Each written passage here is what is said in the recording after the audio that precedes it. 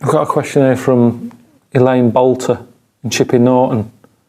She wants to know, why does romance die once you're married? And is that why you're not married? No. I don't think romance is that important. I think it's one of them things that people do because they've seen it in a film. I think that's where romance comes from. I don't think it's in the real world. You know, you sort of... What film is it? Especially in the old-fashioned films, in the old black and white ones, you get, like, blokes putting the coats out in puddles so that women can walk through them without getting their feet wet. Never do that. Mental. Don't care how much you love someone, you shouldn't go wrecking your sort of coat just because she wants them... Why is she walking through puddles? Just go round them. Mental, that. The cost of dry cleaning and everything, there's no way that... I wouldn't want... You see, if a woman expected that, I'd go, right, it's over. I suppose that's the good thing, in a way, with relationships. It's finding out what they expect from you, isn't it? That's what works. It's not about how much you love them and that, it's how much you respect each other. And if I was going out with a woman who expected me to stick my coat in every puddle she comes past, forget it. It's not happening. Doesn't matter how much we could sort of connect through the brain or what hobbies we've got. If she's taking the piss saying, pop your coat down there so I can walk through a puddle, I go, right, it's over. But it happens that, doesn't it? I've seen it in films loads of times. Well, what are you doing? If you're going to keep doing that, buy some wellies. If you got to piss about going through puddles all the time, you know, no, I'm not putting my coat down. So that's romance, really. So I hope that helps, Elaine.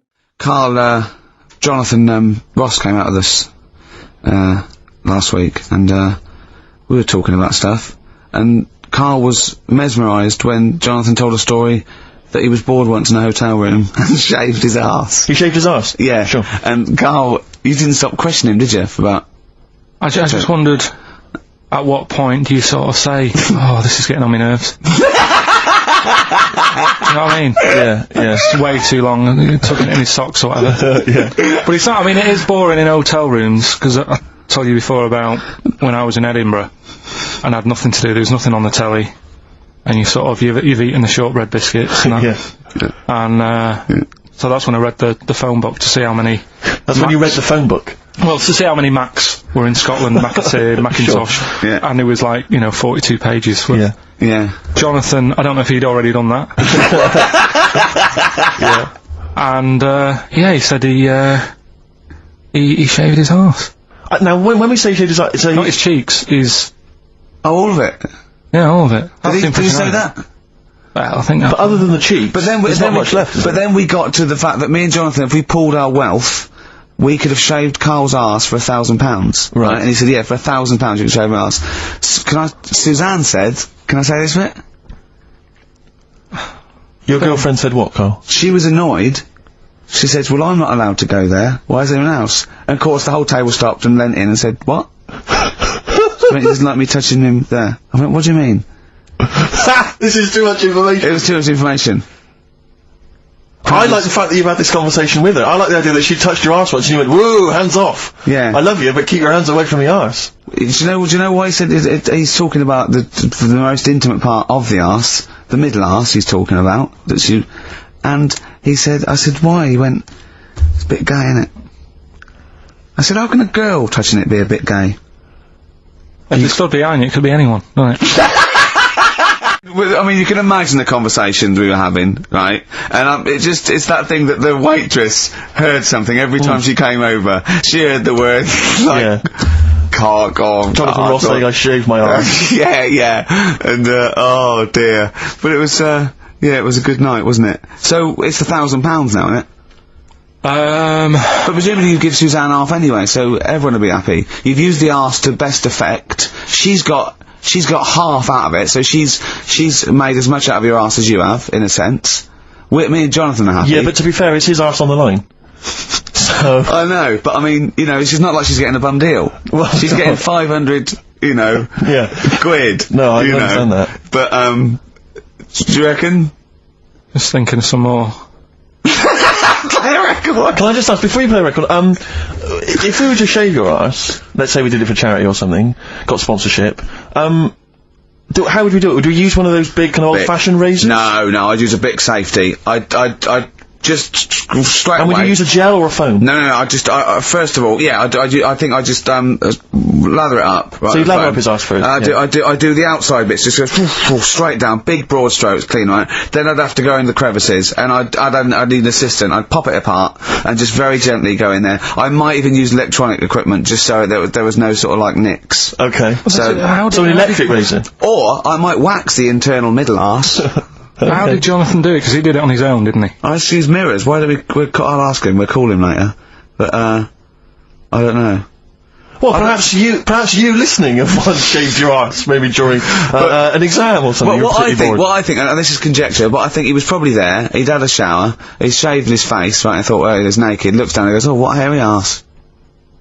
Well, hold on, I've got the razor in this hand, I've got the mirror there, you know, I'm not on stage for a good 10 minutes. Yeah. There's one thing I don't like going on stage with, is a hairy arse. Bang, drink, wallop, done. On stage, thanks, see you later. See you next week. Yeah? What are you thinking, Carl? No, it's just how hairy was it? Do you know what I mean? How hairy was it? Because I imagine, you're saying mirrors and stuff. Yeah. But I mean, how old is he now? He's 42. And they say your testicles drop quite a bit once you start getting old, don't Yeah. they? So he's got to make sure they're out of the way. Yeah, but I don't think, I can speak for myself, as a similar age to Jonathan, that, if there's millimetres in it, it's not like we tuck them in our socks in the morning. Okay. They're still in the same place. You really wouldn't know the difference. It wouldn't, if we filmed it in, time-lapse camera, it wouldn't be like a bungee jump. Do you know what I mean? They wouldn't be moving a lot. Yeah. Alright? Do you think I told him he's a good-looking fella, Steve? Would you agree with that? I told Jonathan that he said that he just went for it as well. Yeah. So you've spent a lot of time picturing Jonathan's naked arse. You'd let him give you money for arse touchery. Yeah, whereas your girlfriend's got no chance, and you're saying he's a good-looking man. Do you want to play a record and think about what you've done? Interesting. This Serbian man has invented a sex machine for women, and he can't find any Serbian women to try it out, so he's looking now for Western women. He's taken out a patent on the ultimate sex machine. It runs on a 390-volt electric engine, simulates sex, and has a 7.5-inch artificial penis. He said, my sex machine has an artificial penis that can make up to 180 moves in a minute. Now, I don't even know what that means. 180 moves? What? There's only really... Well, in and out, I imagine. imagine. It's largely the function, unless I've been doing what he's done is he's put a dildo on a Black & Decker. A man can only manage the intensity of movement for about 5 seconds normally, but this machine can do it for as long as the woman wants. But anyway, so he's looking for a woman who will test this out. But what I love, as soon as I read this, I was thinking, just imagining there going, oh, thanks for coming in, yeah, okay. So there's, what's gonna happen is there's a penis that's gonna pop out from here, and it's gonna have sex with you. I'm gonna stand behind the machine. I've got to stand behind here, there's a lot of dials and stuff I don't want to bore you with. Well, why do you have to stand behind it? I can't, it's technical stuff, but I got to be behind the machine. But there's no penis on the robot at the moment, it's just a hole. Don't worry, what'll happen is, I'll switch the machine on, I'll go behind, and then a penis will appear. Will it be like a metal-looking penis? It will be a robotic penis, but it will seem like it's a regular fleshy human penis. So you're gonna so you're gonna go behind this robot, go behind the machine, disappear, and then a fleshy-looking penis will appear through the hole when I switch the machine on. Okay, and that'll be the real robotic penis. But you won't see me for the duration of your section. So you've made this sort of like robotic penis look really realistic. It's really realistic. You will not be able to tell the difference between, say, the robot one and mine, for instance. I don't want to see yours. No, there's absolutely not. Because I've not come around here to have sex with a person. I know, you've come around to test the machine. Yeah, that is exactly what you're going to get. Okay, a piece of mechanical action. But what is the idea that on the front maybe he's painted a picture of a robot's face. Yeah. And then when the machine begins, rather like in one of those horror houses, like a kind of mansion in a spooky film, the eyes of the painting, they'll move. And the real eyes will appear. Just staring out. But I don't think I can have sex with this machine unless you're actually in the room, just in case anything goes wrong. No. Don't worry, I'll be behind the machine, it'll be fine. It'll be safe, not a problem. Okay. But anyway, so yeah, Paul the Party Animal Parker sent that in, and knowing him, there'll be plenty more coming like that in future weeks. Carl, what do you think about that? The machines and that. Yeah. Well, they've always been sort of. To a lot of people, sex is important, isn't it? You know what I mean? Not to you? Well, it serves a purpose. What purpose? No. Because you don't want to have kids, so what purpose? Just you know, something to do in the evening. something to do, innit? When the telly's broke. But for years, like they've found stuff, haven't they? Machines from like Roman times that to that setup. No machines in Roman times. Like that though, the old sort of knob on a stick machine thing. The old Roman plastic. I'm sorry, but I watch Time Team every week, and Tony Robinson has never done that. An old knob on a stick machine. I just think of Julius Caesar sitting down and go, okay, aqueduct, we love that. Yeah. Thanks for that. Straight roads, good idea. We can see the enemy coming. Yeah. What have we got there? Well, I'm glad you've asked. Ploncticus. What have we got there? Wanklicus. What I've got here is a Yodi knob, and I've put that on the end of a stick. Oh, stickus phallus. Okay, well done, Wanklicus. No. Well done. You are my new right-hand man, as they say. No, excellent. But they do stuff like that. You've been in the London Museum and that, and they've got sort of sex stuff from years ago. They've got like these metal pants that they used to wear. I don't know what that is. Metal pants. Yeah, sort of. Is metal. that a chastity belt? You mean? They used to make women wear them so that they could. But they had them for blokes as well, though. Metal pants for blokes. Yeah, Why? So he had little lots. So if he was away, he couldn't play away from home, and if he was away, she popped on a little. No, I just think they sort of like sexy metal pants. What? Oh, I don't know what you mean. What The are you sexy talking metal about? pants. Well, they'll have to look because I haven't got it in front of me. It's just something I remember seeing, some sort of sexy metal pants that they used to wear. But what are you saying? Sexy metal Well, pants? that was not British Museum. That was Soho. No, what I mean That was is on Compton Street. You were looking they in the always shop had window. to be ready for like battle and that, but these were a little bit sexy but protective at the same time. I love that. Right, I'll have to look into I love it. the I'll idea have that to- that's all you remember from the British Museum. So Lancelot, are you ready to face the Black Knight? Yeah. What do you think of these? Huh? What do you think of these? Well, I don't really care. Just I just want to look good on the battlefield. Well, they're both protective. Will there be women watching, cheering us on? Well, you're not going to fight like that, are you? What about your I'm going to wear nothing except these sexy metal pants. But what about your chest is exposed? No, well, it's a good chest. I've been working out. Yeah, I know. But what I mean is, you want metal all I've over. actually been lifting up the round table every week. I just work out, do that about 4 times a day. But that machine, right? Why did it have to be a woman, or could they have got a little gay fella in? I Let don't me know. just check. It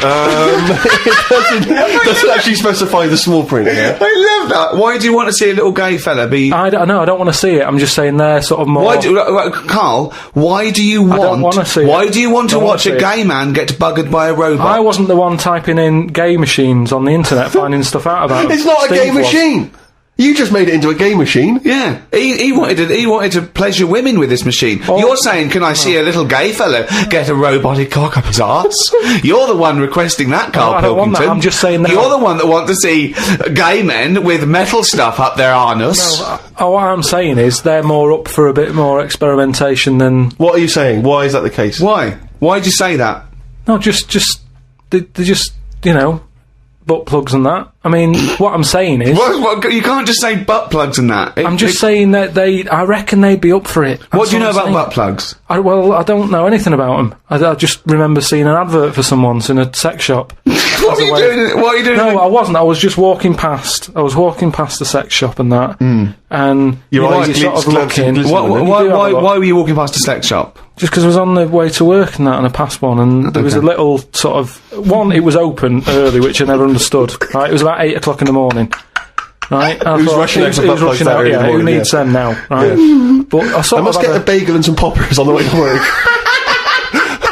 I walked past it, and it had like a little post-it note or postcard type thing, and it was like pop in now, buy an item, chuck in some free butt plugs. And I didn't know what they for. I'd never heard of them before. But all I'm saying is, I've since found out what they do with them. What And do if they they do with them? do that with them, then Yeah. give them a go on that. Elaine Phillips. She sent a question in saying, why no kids? I just don't want any kids. You shouldn't just do it for the sake of it, should you? Because that's not right, is it? People always sort of say, oh, you'll regret not having them when you're older. But what about the other way around? What about if you regret having them?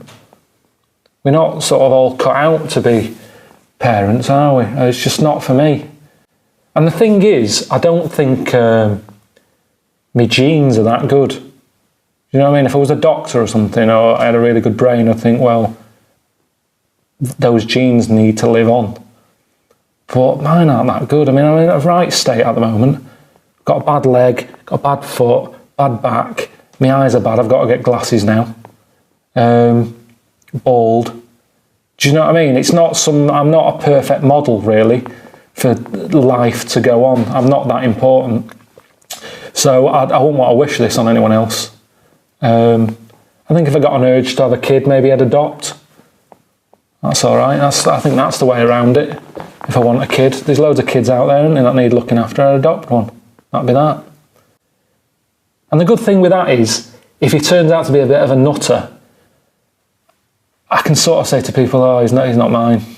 So in a way, I'm distancing myself from him anyway, which is quite good. So that's what I'd do. And he'd also have a name already, wouldn't he, when you adopt? Which is a big sort of pain in the arse thing you have to do, isn't it? The amount of people that have kids and they go, "No, we're thinking about the name." It goes on for ages, and then it's a big news when they reveal it and all that. At least with adopting a kid, he comes with it. It's done. Because they're getting sillier and sillier, aren't they? Kids' names, really struggling. I don't know what it is. I don't know if it's because maybe it is that thing on Skype and all that. If you join Skype and you put your own name in, it goes, "It's already taken." Maybe people are getting more and more ridiculous just so the kid can have a Skype name that isn't taken. So they're just coming up with odd fruit names and stuff like that. They sound like Japanese cars, some of these sort of names people come up with. So I think adoption is the way forward if I wanted a kid. But I don't, so I'm not worrying about it. What's the one, what's Carl's view on... Carl, what do you make of nudism? Who's that from? Let me just check who that's from. Sort of there's a time and a place for it. That's from, it's very difficult to tell. That's great, you see. There's a time and a place for it. That is just brilliant. That is Dickie Bird. That's that sort of northern, confident soundbite. What do you think of nudism? Time and a place for it. There's a time and a place Would you for do it, Steve? Would I do nudism? Yeah. He's not allowed. Not again. No, Yeah. It's not nice, is it, really? No, it's not with Steve. He's not allowed on any National Trust land doing it because he's caused the death of millions of starlings. That's true. There was something on BBC Choice the other night. It's a really short show. I haven't seen it before. Yeah. Like an odd it's court not. thing. It's not a bloke eating copper soup and then another short show like maybe someone cleaning their teeth with Colgate and then the really short show. What was it? Go on. No, what it was about this old fella who he's into nudism, and he was saying he's done all right. Did he play volleyball a lot? Yeah. He said he's done all right out of it because there's not many blokes who are willing to go nude for modelling and that, and he's about 70, so it's not. Is there much cry for that? Do you think? Is there much demand for a 70-year-old right. nude? He's doing all right for it. Sure. Good luck to him. And the odd thing was, you see, He had a corkscrew penis. he was just like walking around on a main road in like a seaside town, and Right. yeah, and cars would. See, that's not nudism, is it? That's mental illness. Yeah, he's just a bit dear. America's first nudist organisation apparently was founded in 1929 by 3 men. Now, what intrigued me when I read that is the fact that it's clearly 3 blokes just trying to meet some nude women. They're all 52 balding. Exactly. With little, sort of those gold-rimmed glasses. Yeah. Yeah. And they're just wandering around, and it's all quite saggy down there, and they're just knocking on doors saying, "We're just set up an organisation, it's perfectly above board, completely Yeah. legitimate, it's a nudist organisation. You got any women in there that want to come and join us? Because we Well, haven't got not any really. female members at the moment. Got any women in there interested in, volleyball or trampoline? I can't be doing with it, me. You hate nudists, don't you? Nudists. I don't understand what it's all about at the end of the day. And here's something, right? Do you know, like, when you're a bloke nudist, right? Do you ever get any who just have, like, a small knob? I don't know, I don't understand the question. What's that? What's your point? Well, are there any blokes who are knocking about who just have a normal-sized knob, or maybe a bit smaller than normal, who are happy wandering about showing off what they haven't got, if you know what I mean? I don't think nudists are just doing it because they're so proud of their knob. No, but there's got to be a little bit of that in it, isn't there? Why? Say like, Jonathan Ross, right? He's nipped to see you now and again and what have you. He's what? He sort of nipped in to see you now and again. He's always happy getting his knob out because he's known to have this big knob, right? What do you mean he's showing known? it off. Why is Jonathan Ross known to have this big knob? No, he just talks about it a lot, doesn't he? He's always saying about, oh, you know, but you'd like this, wouldn't you? And all But that's like I'm known for being a great lover. I say it a lot. It's clearly not the case. What Yeah, evidence have you got that he's got a big No, knob? but the difference is he's happy to keep getting it out. It's different sort of me walking about going, oh, I've got a big one and all that, and then, but no one ever sees it. But Jonathan sort of, he's always getting it out, isn't he? Have you seen him get it out before? I saw, well, he did get it out, but I wasn't looking. What do you mean you weren't looking? How do you know it was out? Just because he sort of was moving it about and that, and I could sort of see. No, I wasn't looking though. It was that sort of thing where you can see something moving about, but you're like, I'm not looking at it. What, like an owl seeing a mouse? What I mean, it doesn't matter. All I'm saying is. So no, let's get back to this. You remembering vividly Jonathan Ross's penis? No, Yes. I don't mean that. Why were you looking at his penis? I wasn't looking though. Well, it was clearly not meant to be looked at. I'm just saying, most blokes who, you know, nudists, they must be pretty confident in themselves to, you know, getting it out. And I wasn't looking. It's just that. I mean, I looked once. Okay, what was it like? What? Sorry, you looked at Jonathan's once? No, I was looking at another one. What? At the same time? No. Why are you looking at loads of men's penises? going on? No, Where are you because hanging it's out? this? It's natural. That's what I'm saying. What do you mean? This As a is bloke- Carl takes a sneaky look at menscocks.com. No, what I'm saying is, it's Where natural. was this happening? You were in a gym. No. A lot of guys are getting changed, and you were just checking out their knobs. You're at your bedroom window with a pair of binoculars, No. and there was a little fella across the road getting changed. I was at some night out once. Go on. So you were at heaven, and you were in the It was toilet. some night out, and some people come running on the stage, right? Some music started coming on, and these 4 people ran out. It was 2 women. So 2 you're at a gay blokes. strip club. It wasn't gay in that. It was just a normal night out. Well, you know, some sort of party night out. Right. These people come running on, right? You got 2 women. You got 2 blokes. Right. They whip their knickers off. The fellas whip their undies off. At the same time? Yeah, all at the same time. Was it was it like a choreographed thing? Like what's it? Chippendales. No, what you know, like Cheryl Baker was in it. It was that thing where they sort of, you know, on the Eurovision Song Contest. Oh, making your mind up Yeah. when Bucks Fizz Bucks ripped Fizz. off a larger skirt, conceding a smaller skirt. At no point did Bucks Fizz whip their knickers and pants When off. you said Cheryl Baker was in it, I was thinking, what? Didn't she used to host Record Breakers? I don't remember that on there. so Tea Time on BBC One. So Go on. that happened, and all I'm saying is, right, before I had a look at the woman's bits, right, I just had a little cheeky glance at the fellas. Why? Why? Just checking it out, just seeing is everything normal down Why there. weren't your eyes drawn instantly to the ladies' bits? No, don't believe me. I had a look at that. All I'm saying You went is, to the guys first. I didn't know how long pants were going to be left off for.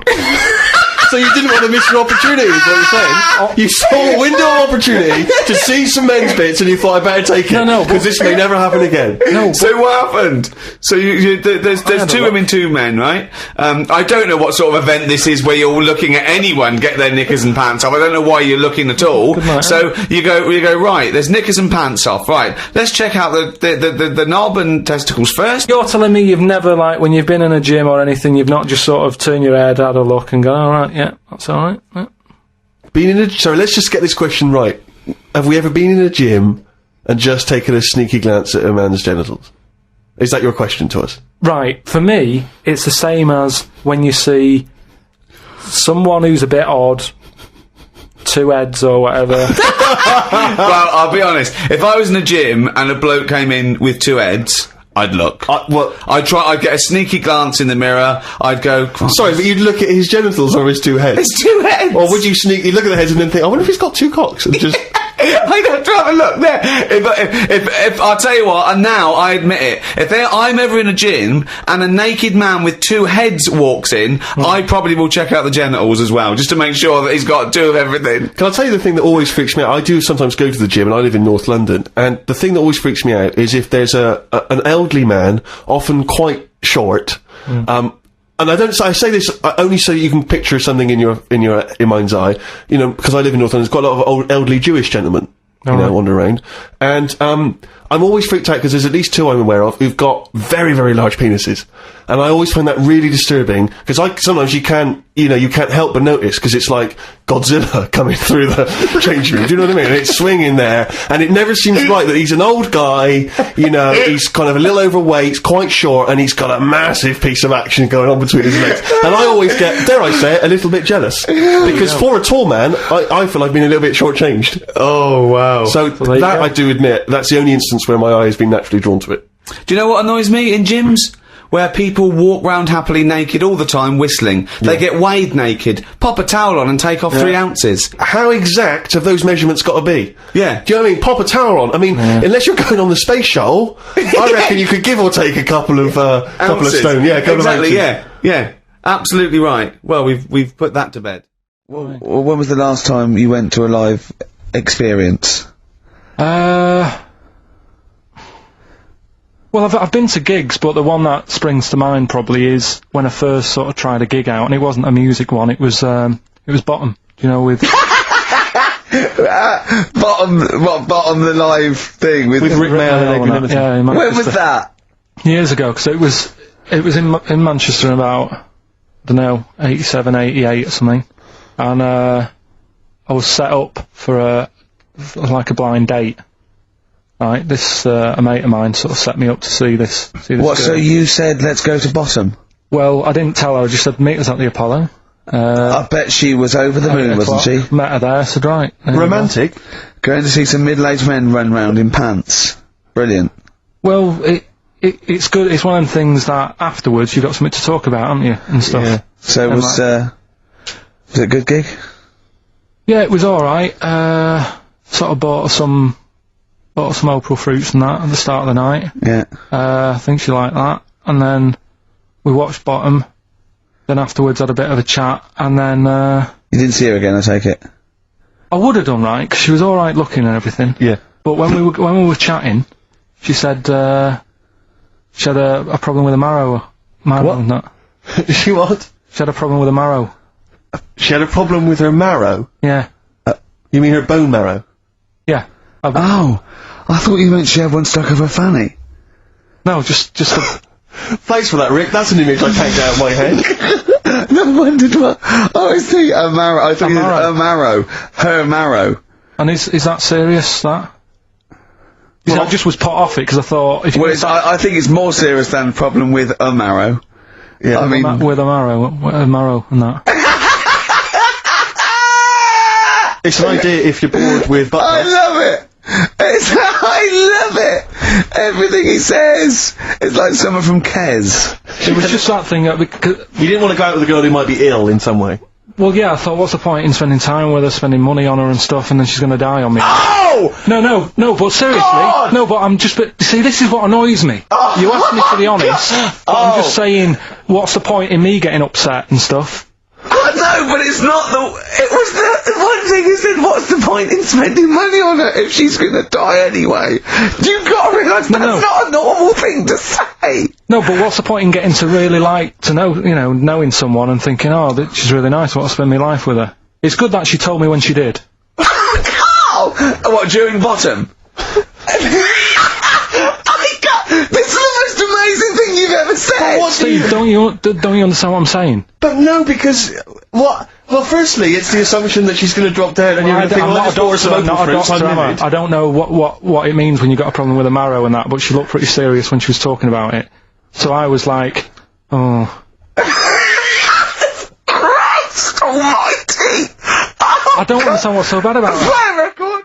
This week, he's fiddled with The Graduate. This is the scene where, of course, he goes upstairs to the hotel room, and, it's on the cards. She's a dead cert, Mrs. Robinson. Well, here we go then. So, are you ready for it? I've brought some condoms from home that Suzanne got for Christmas. Benjamin. What? Will you bring me a hanger? A what? A hanger.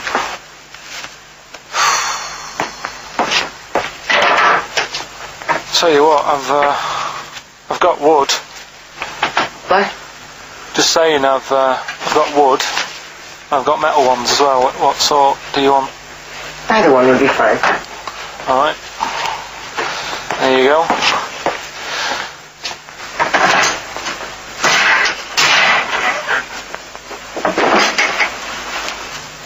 Are you afraid of me? No. No, I've seen weirder things than you. Have I ever told you about the two lads I went to school with who had big heads? webbed fingers as well. But not related, and weren't mates, but both had the same thing, which is a bit weird. Yeah, I've never found out what was wrong with them. Can I ask you a personal question? As long as it's not about my head being round, because Ricky's always going on about that. He's saying I've got a round head. Well, you can admit that, can't you? No, it's. I'd say it's a normal sort of shape. It's just round. It is, isn't it? Yeah, but what do you mean? So is yours. Head should be round. It's nothing to be ashamed of. I'm not ashamed. It's just a normal shape. Mm-hmm. And you can talk. Look at your saggy arse. Anyway, get your knickers on. There, Carl, what's your thoughts on poetry? I've never really been a fan of it. There's a surprise. I think it's sort of it's all right for the person who's doing it. You know, you say that whistling is just for the whistler, but I think poetry's more like that, because sometimes you read it and you're thinking, what's he going on about?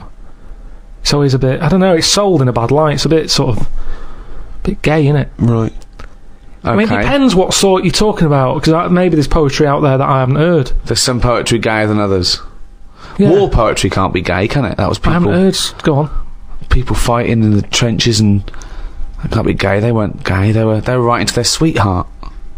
I don't know his name. He might have been a bloke. I don't know. But so was it a sort of a, what sort of poem was it? Was it a sort of a limerick, sort of a? No, it was. Well, there's famous ones, Wilfred Owen and Siegfried Sassoon, and they're very moving. They're about, you know, what usually happens is that they talk about why are we here. This is, you know, we've been sold a lie here, you know, and we started seeing war in a different light from their point of view in the trenches. Famously, some of them died soon after the, you know. But I prefer a proper letter. No sort of crypticness. That's the problem with poems. Okay, so you'd have been disappointed to get Dulce et Decorum Est through the post, would you? You'd have just said, "What are you trying to say, mate? What's the weather like? When you're coming home? Did you get my socks?" Well, yeah, sometimes life is a bit like that, innit? It's like, say what you mean. Right.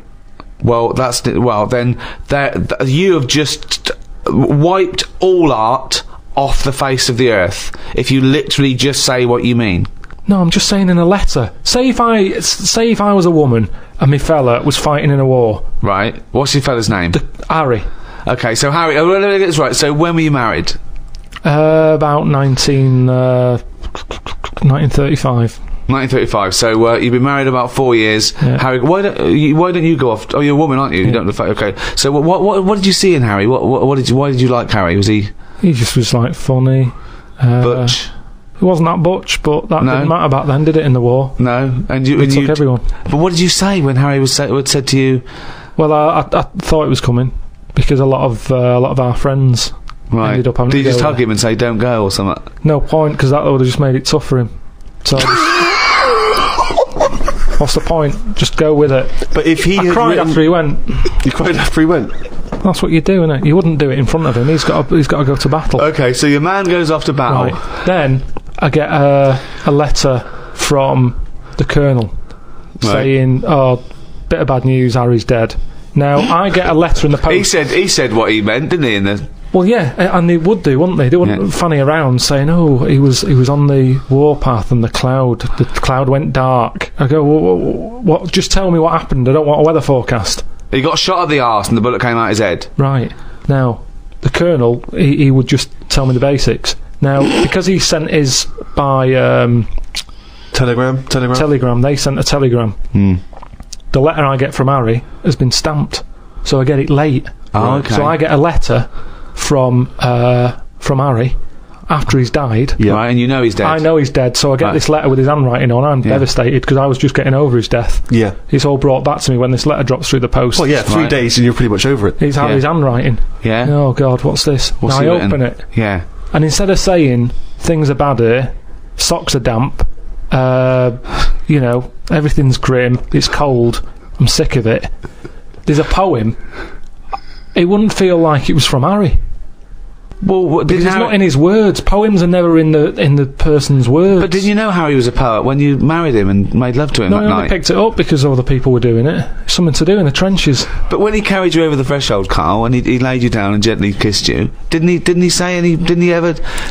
He must have whispered some sweet nothings into No, your it wasn't hysterical like red that. head. It wasn't like that. Straight to the point. He was like, "Get your knickers off."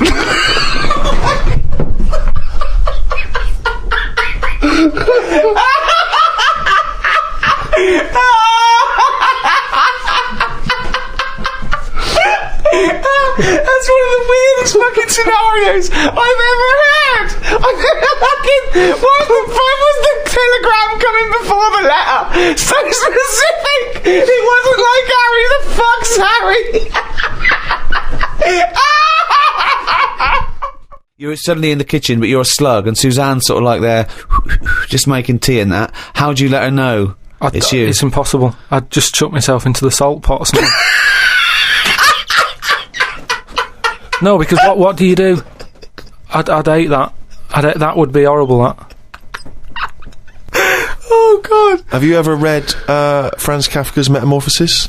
In which a man wakes up and he's turned into a giant beetle? And that's the whole story.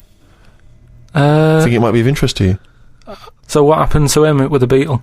Well, I don't want to ruin it for you in case you read it. I won't be reading it, don't worry. He joined a pop group with 3 other people. He was brilliant. No, it's a really wonderful book. It's a kind of almost heartbreaking because, of course, he does, like Ricky's saying, he finds it very hard then to relate to other people, even though he still has the consciousness of a human. You know, his parents, the rest of his family, they don't know how to deal with him, you know, because he's a giant beetle. He becomes a freak, he becomes an outsider. It's terrible, you know. But hang on, though. Is he a giant beetle? Or is he... Well, yeah, that's not going to go down well, is it? That, of course, people aren't going to like you. But if it's a normal-sized one, then you just get in with the other beetles, don't you? Whereas if you're a giant... How would you do that? How would you ingratiate yourself? Right, so you're suddenly a beetle, you're Karl Pilkington, right? There's other people, they're doing their business, they're scuttling around, and you go in there, and they look at you as a new beetle. What's your first... What do you do? How do you ingratiate yourself? Well, for a bit, I wouldn't sort of barge into their house and that. I'd wait until they're out and about, and I'd like in life, right? Sort of help them out. I don't know what beetles do all day. I've never seen one doing anything. They just seem to be going from one place to another. Right. I've never seen them carrying anything. I don't know what they eat. I don't know what they do. I don't know how we've got them, right? But what I mean is, I'd watch them and I'd sort of help them out. And, I mean, you know, it's like going on a date or meeting a woman, isn't it? But what if there is... Whoa, hang on, what do you mean? How is it like going on a date with a woman? Well, it's like I said about Suzanne with her hot chocolate. She bought me that and I've gone, she's alright. Right? She gets me another one before I know it. She's living with me. So, it's... So you're these beetles, they're scrubbing around, right? You're sort of like watching them, and then you realise that you want to mate with this female beetle. What do you do? What's your first move? Yeah, but I don't know what beetles do I? So I don't know what you do. I don't know if you go up and go, alright, what do they do? How did they get on? Well... It's a different world. I don't know yet, do I? Because I haven't done it. Would you feel bad, because having your own mind in this beetle, right? Would you feel bad shagging a beetle? Would you feel that was a bit sick, because you've got a human mind? Well, no, because you just close your eyes and that, wouldn't you? And go, pretend to think of something else. So, get round it that way. There's no point getting down about it, because I'm stuck now as a beetle. So you've got to get on with it. Oh, look at that. What is it? What is it? It's a nipple. Right, okay. What am I doing to it? You're messing with it. Yeah, and what's happening to it? It's gone up a bit. Yeah! Would you kiss it for 100 quid? No. 100 quid. Would you like just kiss it? No, I wouldn't. Why? 100 quid? What are we doing this for? I think I read this same feature on Wogan, I'm not sure. Seriously, Carl, I'm intrigued to know, how much would you have to pay to kiss Ricky's nipple? Not suck it or lick it or anything like that. Just, like that, just on the nipple. £5 grand. £5 to kiss my nipple? Well, if you do it for 5, you do it for 1. £1,000 cash to kiss my nipple. No, I'm not doing it. You're joking? £1,000 to kiss my nipple? Come on, it's the last show. No, I'm not doing it. 2,000. If you had the money there, and, like, if you had it there now, I might do it. For what? I'm not doing it. 500 quid. No. Stop taking it down. Well, what's that then? $2 grand. $2 grand. So you've gone down from 5 to 2 straight away. Look. Save. What's going on? I seriously think I'd like to see you kiss his nipple Well, for it's not going to happen, is it? So If Steve wants it and I want it, that's 2 to 1. It's not going to happen. I thought it was a democracy, this show. You're not educating Ricky or what? Email in if you'd like to see, or rather hear, Carl kiss Ricky's nipple for £2,000. Because it's not going to happen. Come on, Carl. Right. It's not like he's Jono's nipple. It's next. Okay. Would you kiss this for, right, okay, wrong. No, what are you doing? What are you doing, educating Ricky? Do you want to set that Why were you looking, by the way? Why were you looking at that? You didn't have to look at that. Are we doing... Go on. Good luck. Rick, Happy ending to that one. if you were to rub your nipple against his lips while I held him down? Right, come off it now. Come on. No, I'm not doing Bruce Springsteen, Thunder Road, last track on XFM's Ricky and Steve. You can check this all out on the webcam. I've got fingers. Get his arm out of the way, get the arm out of the way. This happened on Scum. You have to have that thing done where they say what side do you wear your member? What side you dress? They don't say what side you wear your member. That would hardly be a euphemism, would it? So they say what side you dress, sir. It means what side your little poke, your little John Thomas leans, doesn't it, on rest, usually to the left, isn't it? Your little left testicles. If I said to you now, what side do you wear? Hang on. Do you know? It would be left. It would be the left. That's what I mean. If standing there, right, with nothing restricting it or holding it in or holding it up, right? It sort of leans. Your one ball is sort of like slightly back and lower, isn't it? And your little John Thomas rests there, so it's left. And the reason they ask it is so they don't put the tape measure up on the left and squash your willy or touch your willy. So it's nothing to do with like, well, you'll need a bit more room, of sort of more material on that side, or. Well, no, I don't think they compensate. It's just when they put when they stick that up into your groin, they don't want to come in contact with your. The thing is, I don't know what side I wear stuff on. I just sort of pull my pants up and wherever it wants to go that day. But maybe it's not big enough to sort of make any, real decision. But like now, I'm sat here right with my jeans on. I don't know where I am. Well, that's clear from hearing you talk. No, but what I mean is, if a fella said to me, "What side are you? What side do you member on?" Member. What is this the use of the word member suddenly? I'd go. Well, it's usually not appropriate, and also, I imagine in the old days they have big baggy pants that used to sort of like hang down, and now, like with those stretchy boxers and briefs, it's sort of held up in a nice neat little parcel, isn't it? So it's probably not appropriate. It doesn't come in contact with your little snake. So, Did you ever, have you ever heard that? Are you telling me a tailor has asked you that and you went, what do you mean, mate? No, I've never, I've not really had one made to measure. I had one made when I was a kid, but since then I've sort of bought a suit off the hook. But when you were saying about buying a suit, I know that question sort of crops up and I don't know what the answer is. It just annoys me the way I don't know, there's no surprises anymore. Do you know what I mean? People know. What do you mean? He's going to go, right, I'm going to measure you now. Which side shall I measure? Go, well, pot luck, go on, have a look. Right, there you go. Oh, you got it. What do you mean there's no surprises anymore? What are you talking about? Everything you say is a surprise. Everything you say. Every opinion you have is a surprise to me. What I mean is, why aren't people just happy just to go, well, depends, isn't it? I'll just pull the pants up wherever it wants to go, I'm happy. What do you mean? Why is this such a big issue? But Carl, when they ask you this question, they're not making a note of it somewhere. It's not statistical research to find out what the kind of common leaning is. It's a question so he doesn't touch it when he's using his tape measure. Just be careful. But he is being careful by asking the question. But what's wrong with him touching it anyway? If he's, I mean, it's only like a slight. Fair enough. But if he just sort of, knocks it a little bit, you can just go. Do that again? To me, it's the same as the prostate thing. It's just happening all over again. But the doctor doesn't go, oh, what side's your arse on, sir? Trying to avoid the arse. He wants to go, he knows where your arse is, and he's aiming for it, and he wants to get it up there. He's aiming for it for a good cause. This little fella's going, well, I've got to measure his leg. I don't want to touch the knob. I'll just ask him, sir, do you mind telling me where your cock is so I can avoid it? It's a big difference. But like I'm saying to you, I'd have to have a look first to let him know. I don't know where it is now. I don't know, it could be the left, could be the right. Are you telling me you don't know where your knob is Without now? looking. What do you mean without looking? How could... Well, you're saying it as if, like... Should we have a guess? Well, have a look and tell us where it is. What are you wearing? What sort of pants are you wearing? I've got my jeans on. But you got pants on underneath them? Yeah. What are they? Briefs? Or boxer shorts? Boxer shorts. Boxer shorts. Well, it's probably free, but the jeans are probably strict in it. I think it's probably either in the middle, dressed in, or just slightly to the left. Have a look, we'll tell the listeners after the break, where's Karl's knob? Well, big question. Where was, Karl's knob? That's what people have been hanging on for. Yeah. Where was it? Well, I can't believe people have been texting in. Hey, what, guessing where it is? People saying, is it in the middle? Is it in the left? It cost them 10p. Cost them 10p to find out. Just wait, I'm gonna get out the answer. You don't win anything, right? Let's strike it lucky. Right, Bottom or middle?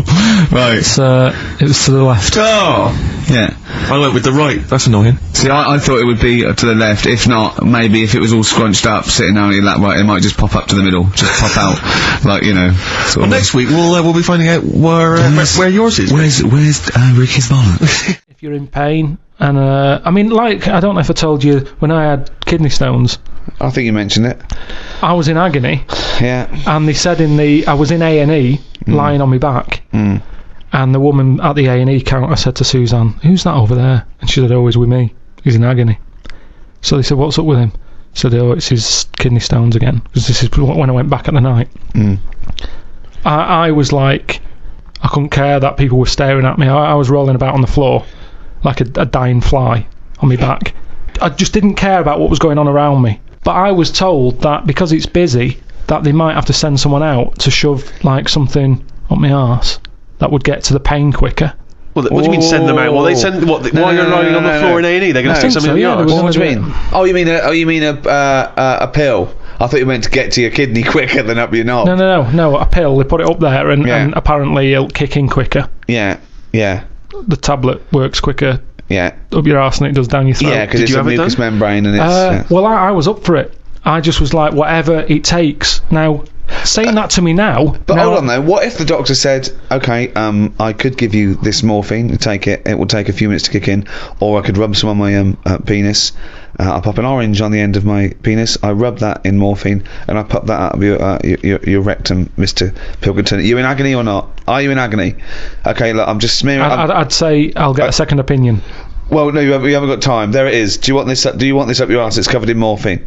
He's in his private life he's a promiscuous gay man, but in his professional life he is a doctor with a morphine smeared penis, and he's ready for action. So if he's willing to do that in the middle of A&E. Yeah. So he takes no pleasure from that. It's the only way. So are you in pain? Do you want this done or not? Yes or no? He comes out into A&E reception, his trousers around his ankles, he has an erect penis, he says, "Karl, do you want me to stick this up your arse?" And your answer is? Yes or no? You're in terrible agony. He's wearing a condom. He smeared the condom in. I mean, it's not unprotected morphine penile surgery. Administration.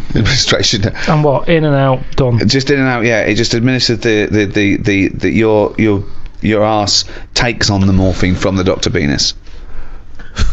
And it's the only way, really. In and out. Yeah, in and out. Up once, okay, and out. And it'll definitely work. You will. The pain will go away. No side effects. It'll be pleasurable. No side effects. Anything. No side effects. No. I'd probably call Auntie Nora and ask if she's had it yet. Karl was whittering on about the Germans earlier. He was saying something about the accent.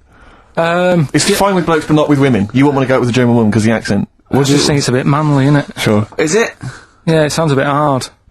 I can't imagine having a nice sort of romantic chat with someone. Well, it's not a romantic language, no. It's quite harsh, yeah, but that's our... No, but what I mean is, right, I can't speak any other languages apart from this one. Well... Right. You're struggling with this one. Yeah. And what I mean is... Whereas you really do speak the language of love, alright? There's some condoms, where's me tea? Yeah.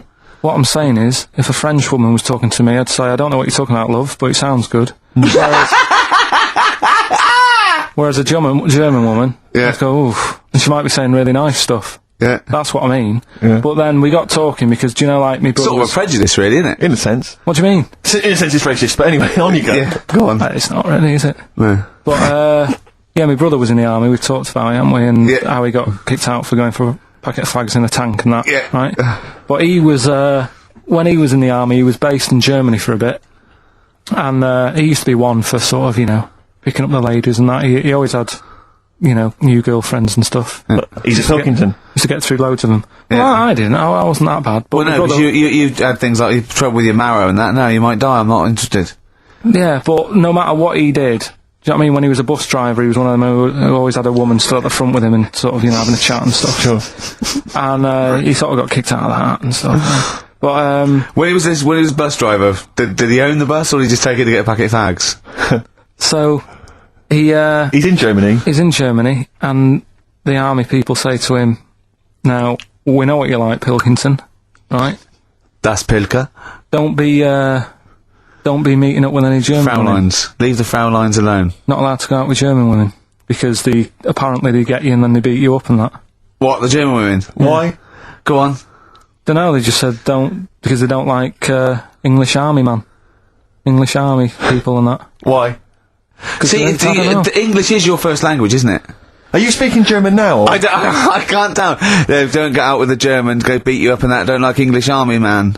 What is that? What worries me, Rick, is we've got the face, the body language and things to try and interpret this gobbledygook. The listeners, they just got the it word. must be, I know, yeah. It must be just ridiculous for a listener. Right, just do the competition. What was that anecdote about?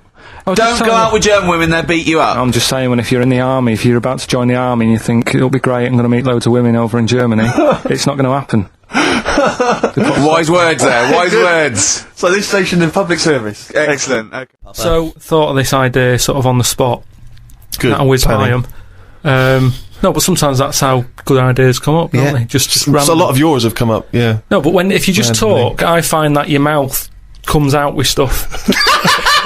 Right, there's another Right, quote. right. There is another quote. If you talk, your mouth comes out with that to me stands along with what were those things in Gremlins called? Does your brain rule you, or do you rule your brain? No, but what I mean, if you sit there and try and use your brain to do it, Right. it doesn't work the same. Just keep talking. Just keep your mouth talking, and eventually it will come out with something pretty good. That is exactly what Plato said. So anyway, Aristotle, he said, sit down, I've got an idea for you. Aristotle said, Plato, how do I go? Right, just keep talking and eventually your brain will come out with stuff. So what I thought, I just started off by saying like actors' names and that who I thought should be in it, because then that's giving more. It's building. Right, Okay, so who did you start. say? Who did you say? So I said, right, I'm seeing Clive Warren, Who the fuck's Clive Warren? Who's Clive Warren? the one who was in Closer. Clive Owen. Clive Owen. Right, all right. Did they look at you like you're a fucking idiot? Well, So they all started trying to figure out, who's this Clive Warren we've not heard about? He must be amazing. He's Clive Warren, get me Clive Warren on the phone. Who's got Get Clive me Warren? Clive Warren. and I said Rebecca De Mornay, right? What? Oh, where did that come She from? hasn't been in a film for 15 years, has she? Clive Warren and Rebecca De Mornay. I love this. They thought he was a genius. They thought he was an absolute nugget. Like, we've never thought of putting Clive Warren with Rebecca De Mornay. But hang on a minute, you could have any film star. This is your fantasy casting, and you choose a bloke that doesn't exist and a woman who hasn't been on TV or in a film for 10 years. Oh God! Why didn't you choose Someone who existed? J-Lo or someone who's a big star? Oh God! Clive Warren! Oh God! Oh So God. anyway, so they were going, yeah. And what happens is they're going out and together and that. Yeah, Clive Warren and Rebecca De Mornay. I said it's one of them where it starts off and the people, you're seeing into their lives from Yeah. like the morning. Yeah. So it's like a nice sunny day. Yeah. Radio's on. They're going about the day. They're having the breakfast. They're saying, "Oh, what we're doing tonight?" They're planning a big do that night and stuff. And you're thinking, "Oh, they've got a nice life." Mm. She's like, "Love you" and all that. Yeah. He walks out the house, gets hit by a bus. Oh, So Clive Warren's dead, right? Yeah. Now, what happens is she's devastated, Rebecca. I don't know if Clive Warren would take that part because he ain't got much to do, has he? No, I don't. If I know Clive Warren, And I think you do. I think I do. He's going to say, "No, hold on though. There's more, isn't there? I've Have you jumped the gun there, Rick? Go on, mate. What? Carry on. So he's hit by a bus. So he's So dead. he's hit by a bus and that. the titles come up. Oh, It's got okay. you, right? She's Starring devastated. She's Clive Warren. fed up. She's devastated and that. Doctor says Clive's dead. And who's playing the Doctor? Jack Nicholson House. Sort of. What's that fella who was in Independence Day? Will Smythe. No, the old black fella. Morgan Freeman. Yeah. Get him in. He's Morgan the Freeman, doctor. yeah. He says, "Your husband's dead." Right. She's like, "Oh God." What happens then is he says, "But listen, what we can do now, we can take the brain out." Right. Right. And a fact that I read that day before the meeting. This isn't in the film now. This is me. Right, but Right. luckily I you read a fact. thing about how the brain can run on half of it. Yeah. You've actually got a full brain. Yeah. You can Some run it of on us have. half. We can run it on half. Right. Yeah. So this was in my mind still. So I thought I'll get that in. Well, half your mind, yeah. So I said, what happens is Morgan Freeman says, been working on this. You can run your life on half a brain. Right. She's sort of a bit like, what you tell me this for now? My husband's just died like 20 minutes ago. Yeah. And he goes, yeah, but if we're going to do this, we've got to act quick. She's like, do what? He said, I'll tell you. He says, we can, whilst his brain's not fully dead, because it stays awake for a bit when you've been he's killed. not dead then. Fine. No, but Wait he till is. he comes alive. What do you mean? He is, but they found out that Right. it stays awake a little bit. No. So- No, he's gone. You're hit by a bus. Yeah, no, he's dead. If the brain's dead, you are dead. Clive Warren's dead. And if the brain's not dead, you're not dead. No, but it's like people in a coma. They're dead, aren't they? But No, the brain no, isn't No, dead. they're in a coma. No, they're in not a dead. coma. No, they come out of comas, don't All right, then he's in a coma. He's been hit by the bus, but the chances are he's not going to come out of that coma, but his brain is still awake. they? Right, okay. So change that. That's easily done. Hold on though. I like this fact that he's in a coma, so they're going, look, he's definitely going to die in this coma. Take the brain out now. Pop the brain out. But why is that such a weird thing when that's what they do now? That's what they do now. What is? That's what they do. What? They do that. What? A brain transplant? No, but when, like, how I've signed that donor card, Yeah. like, if anything happens to me... No. they've There's got the no lot. such thing as a brain donor. Oh, we've explained to you before. Yeah, but they're working on it. They've said something about Einstein. They messed about with his brain for ages, trying to work out if it was full of stuff. That's what they're doing. They're working on that. There's loads of things that doctors are doing that we don't know about. I've seen some weird stuff on the internet. Yeah, I know you have. Yeah. I saw a programme on Channel 5 where a monkey brain was still alive and it was stuck on a stick. And they You were poked watching it. the Magic Roundabout. They poked it and it reacted. Right. So it's still alive. It's being kept alive, and it's only a matter of time. What's the brain linked up to? As long as you can link it up to the eyes, and somehow so it can tell the arms and legs what to do, you're laughing. I love that. Imagine a team full of doctors going, well, we're going to try and do a brain sort of Carl. Right, okay, I'm going to be quick because I've got to get back. My cousin's fixing my boiler. As long as you can link this up to the eyes and tell the arms and legs what to do, we're laughing. Cheers, Carl. See you later. Then what happens is they say, do you want half of his brain in your head? Half of his brain She in her head. says, definitely not. I'm having you struck off. She starts screaming. She calls the police. He gets Yeah, arrested. but you'd have said that years ago when people can have, like, someone else's arm put on their body and stuff. Yeah, but he's only in a coma. Yeah. No, but he's not going to come out of that coma. Right. So it's like this or nothing. It's Right. like, look, you know, what we're going to do here? We can either turn the switch off, Yeah. or we can put his head in your head. But why would So why? what he does? So what they do then? They're going to take half his brain. Half of his brain, take Put it- out half of hers, pop it in place Why would she do that? because she loves him. But hold on. Well, no. Wait. What would she then be? Because this is what I'm trying to tell you. Okay. Sorry. What happens is. He explains all this, so I mean, this would probably cover about 20 minutes in the film, but I'm just rushing I just rushing switched it up off, now. but yeah. No, you wouldn't. This bit would have you. So what? Well, I'd have actually left when I wouldn't have even gone in to see a film starring Clive Warren and Rebecca De Mornay unless it was 1985. So the thing is, she's the same as you. She says the same thing. She goes, "Why would I do that, Doctor?" And he goes, "Well, what will happen is he's gone, but you'll have his thoughts. So in the morning when you say, oh, I don't know what to have, will I have cornflakes? His bit of the brain will sort of say, Have a Weetabix. have shredded wheat or Yeah. whatever." And she's like, "Oh yeah, good idea." Sorry. So the point of this film is that the dead man can remind her what breakfast cereal she likes. Yeah. So the thought... What do you mean, yes? So that's it, is it? No, that's not the only thing. Wait a minute, this is only Act 1. That's just the first bit. Everything's going well. She has it done. So who is she? Is she herself? She's Rebecca Nimone, yeah. but now and again, with him chipping in with a bit of voiceover. So the idea is it's all going well at the beginning. So she can't decide what dress to wear. She's had half of her brain taken out and put in a bin, okay? And Clive Warren's half has been put in there. So now she's walking round, okay? So she's she's schizophrenic. It's okay though, because the bit they put in of Clive Warren's brain is actually him in a coma. So there's nothing happening anyway, don't worry about it. All she's got is half a brain. No, like I say, the brain is alive, so it's all going well when she leaves hospital, and she gets a first taste of it, and it's a bit weird to get hold of, because she's sort of, I think when she signs herself out, he's sort of fighting, writing his name and stuff, so there's a few sort of technical things that she has to get used to. And does Clive's brain know that he's now inside her brain? Does that matter?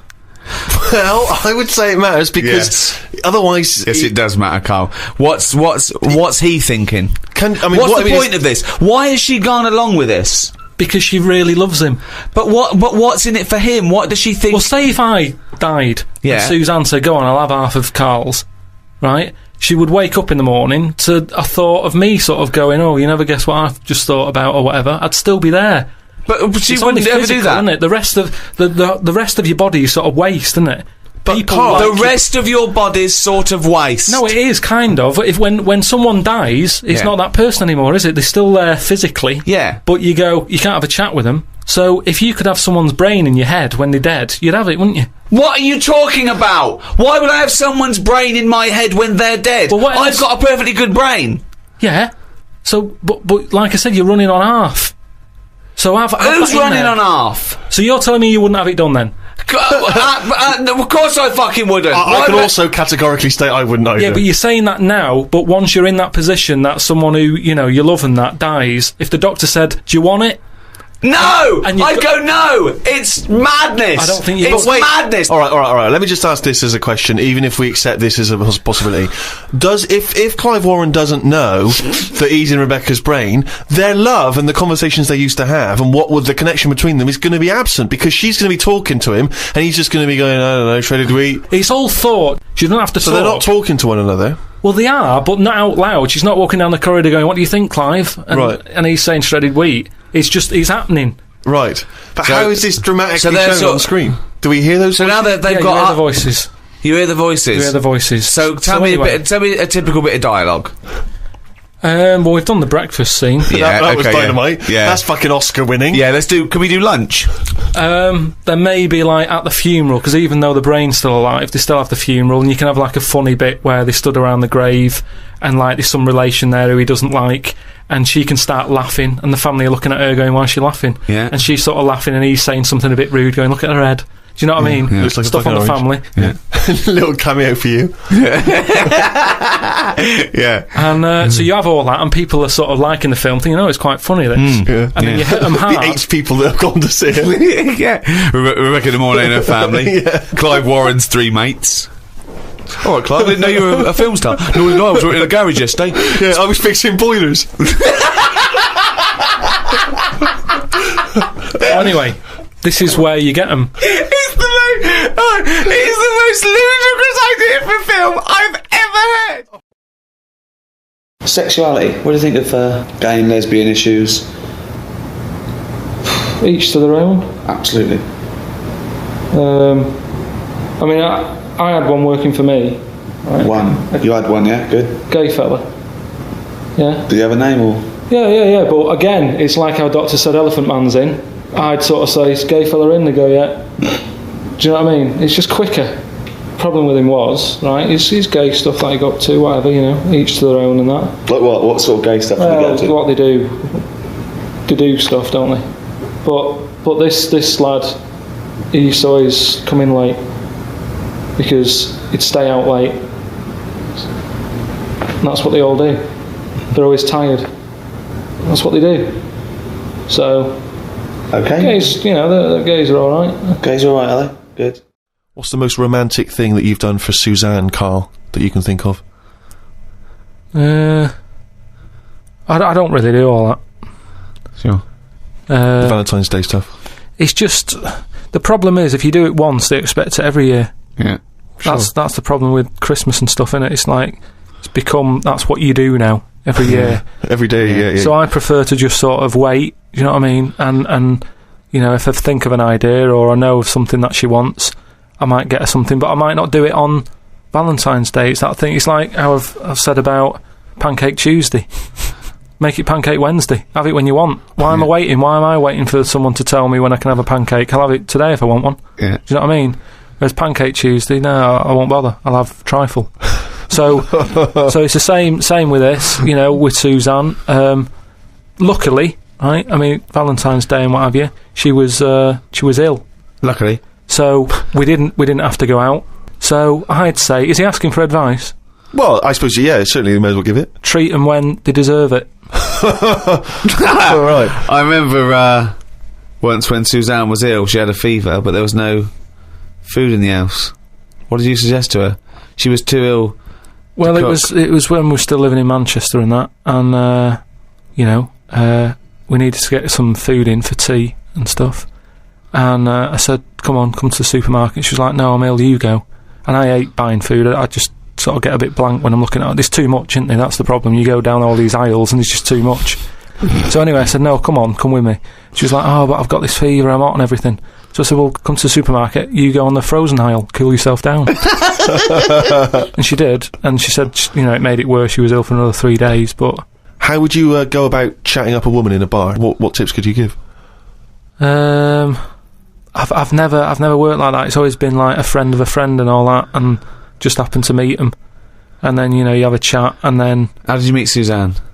That was when I was working with her, and she gave me 20p for the hot chocolate machine.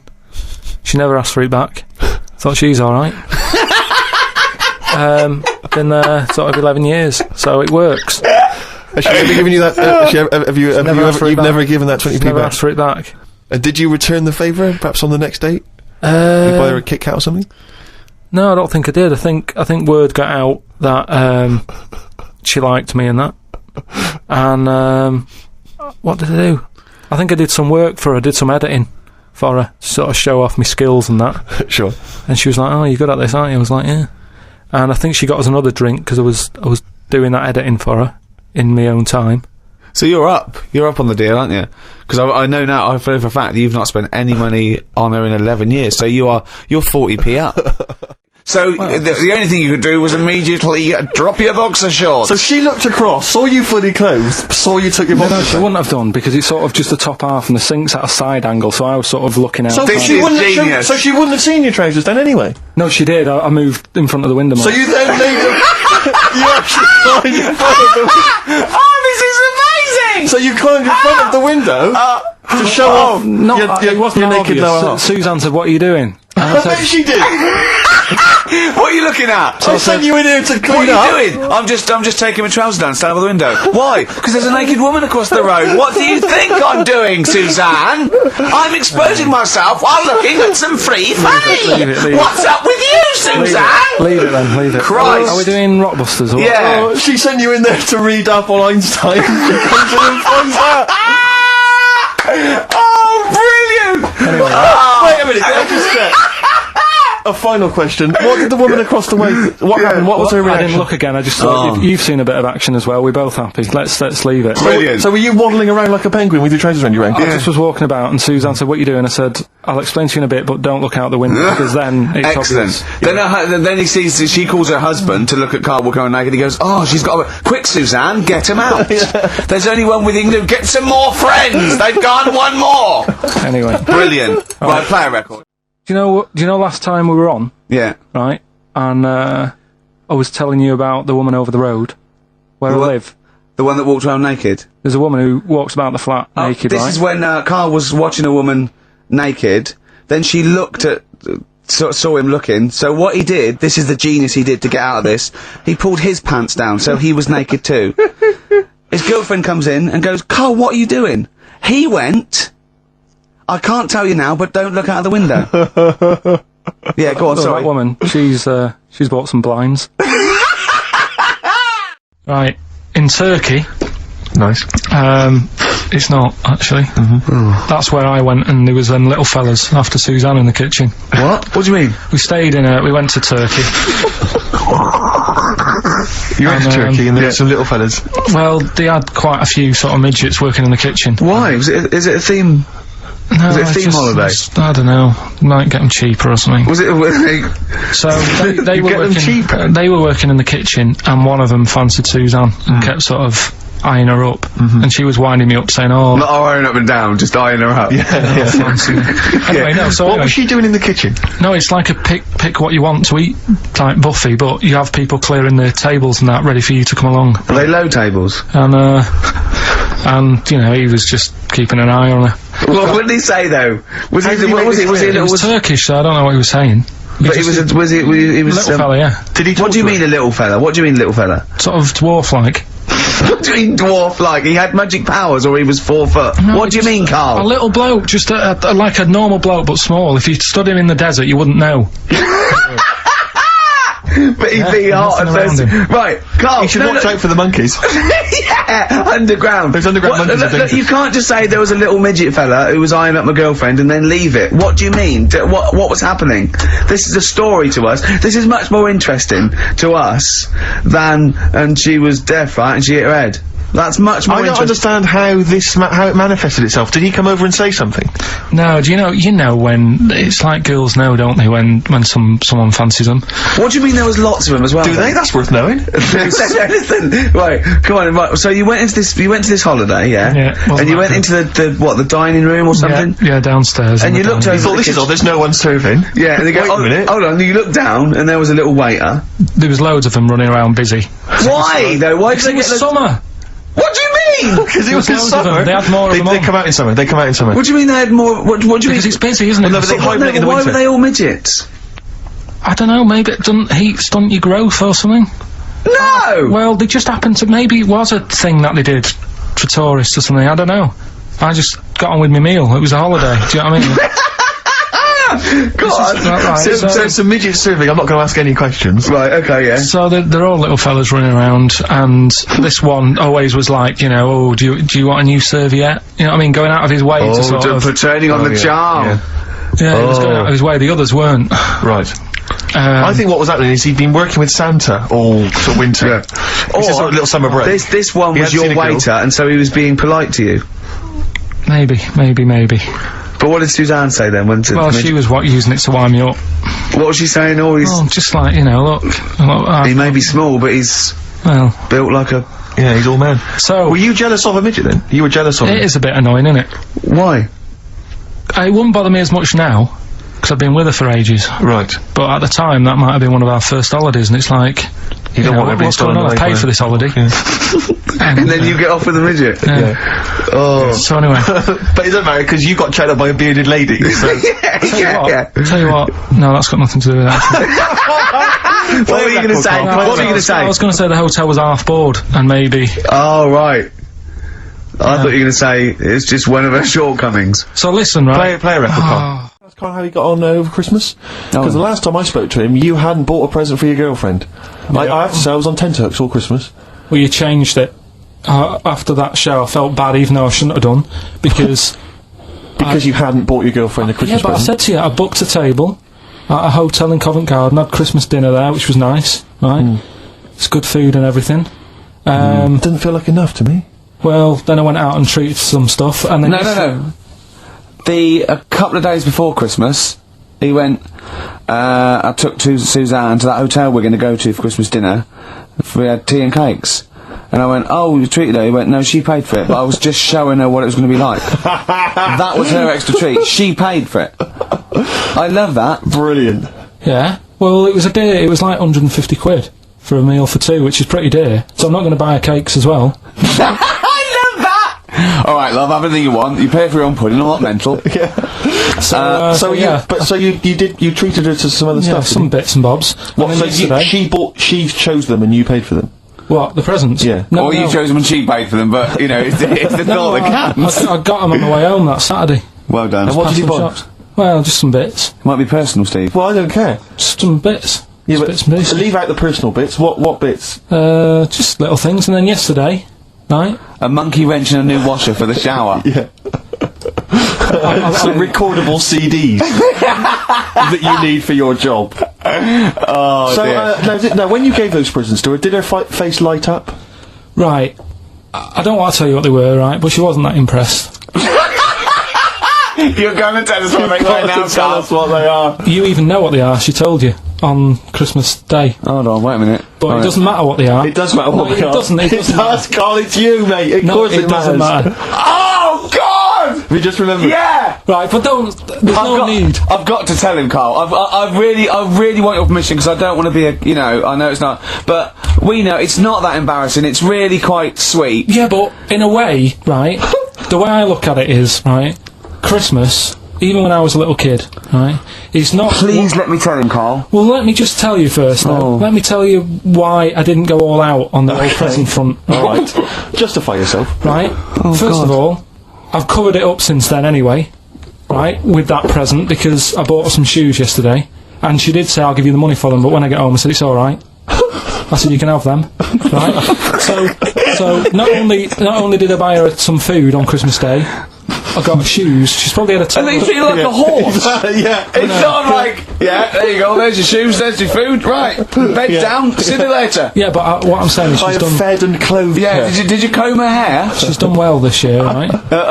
So, the thing She's is... done well this year. It's like you're a single parent living on a council estate with a smack problem, and you still managed to buy them some Lego. When I was a kid, right, it wasn't about what you got.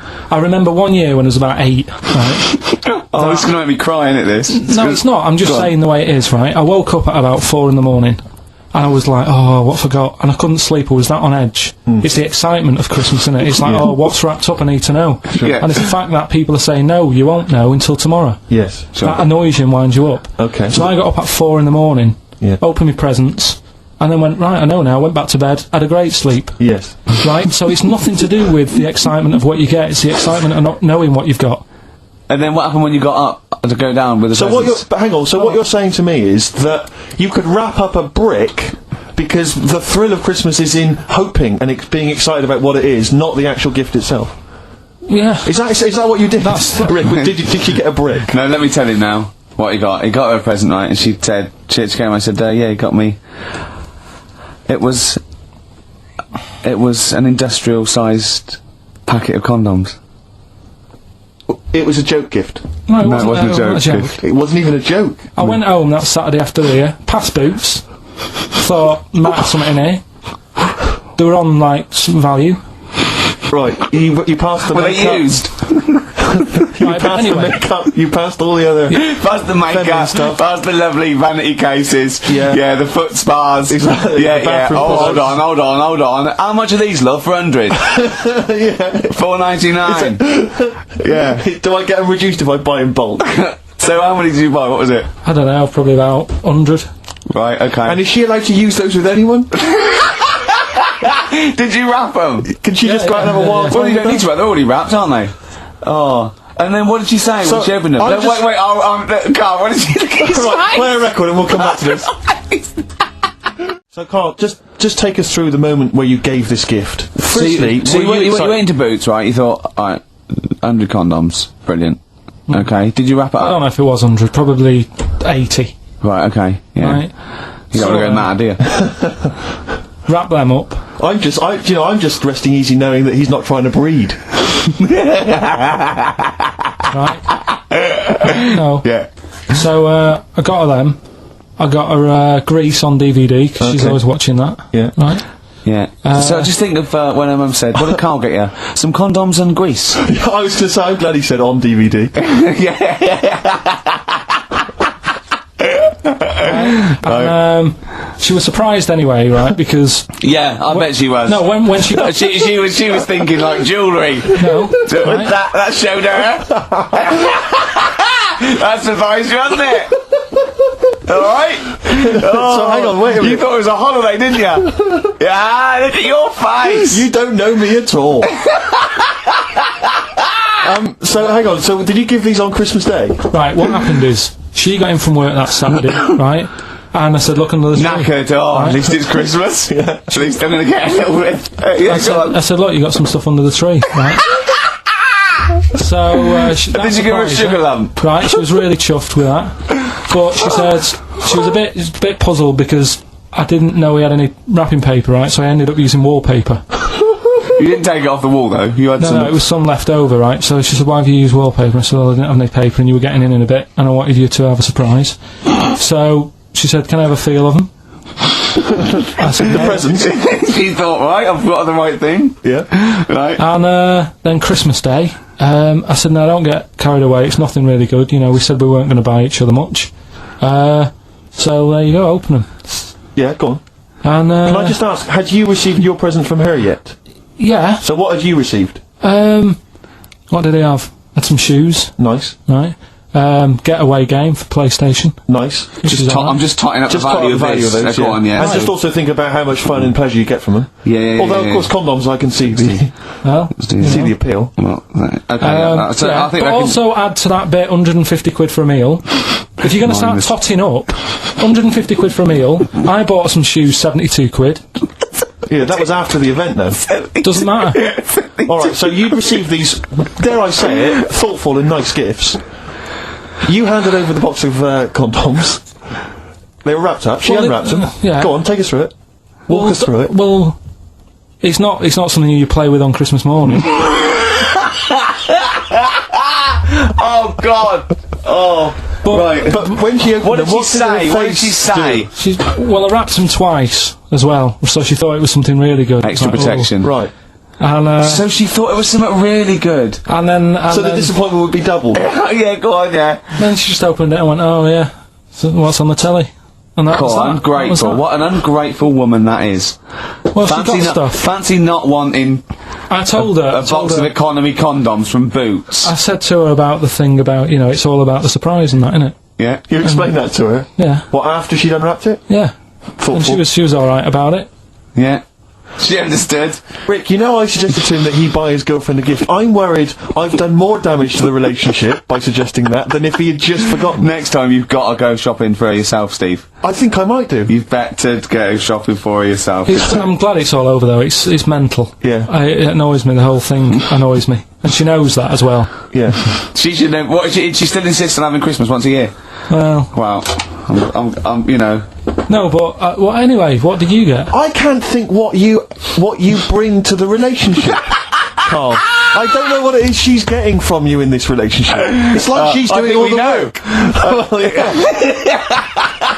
80 times. Oh God, Carl! I love it. You're brilliant. I know what she's getting. He's the. What though? He's not thoughtful. No, but he's thoughtful. It's the best he can do with the brain he's got. Do you know what I mean? Right. He's doing his best. He's absolutely doing his best. There's no. He's working at the limits of his powers. Do you know what I mean? Though he's done as well as he can with what he was given. Sure. Yeah, and that's admirable. Yeah. It's like, I think he's done better than you'd expect. I bet his teachers didn't even think he'd get this far. Do you know what I mean? What? Find a girl. No, well, yeah, a job, a girl. Yeah. Do you know what I mean? Suzanne has sent you an email in the week. It was Wednesday. And you've returned it, but I think you've returned it to the wrong email address. You returned it to someone here who, of course, immediately forwarded it to my agent for ridicule on the show. Don't panic, it's nothing that bad. Okay.